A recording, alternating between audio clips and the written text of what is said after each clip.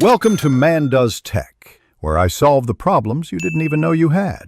You start by locking down the essentials: device resolution, aspect ratio, and where the image will come from. Choose a source now: personal photo, stock library, AI tool, or commission, and once done, confirm the license so you can use it legally. Resize or crop to the target pixels. Make sure to keep the original file backed up on cloud or SSD. This prevents quality loss later, and it lets you experiment without losing the master image. Next, edit with non-destructive techniques. Work in layers and use adjustment masks so you can revert changes.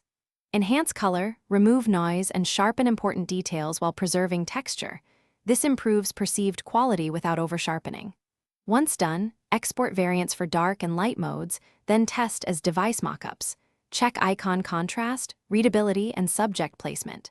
Make sure the focal point isn't hidden by widgets or the clock. Adjust composition until everything lines up visually. Finally, export the exact sizes you need: lock screen, home screen, desktop, and include 2x or device-specific variants for high DPI displays. Install the chosen file, align the focal point where system UI won't cover it, and decide on parallax versus static based on battery and preference.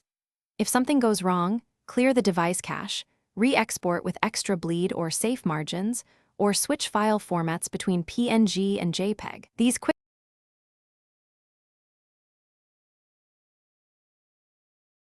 Thanks for watching. If you found this helpful, don't forget to like and subscribe.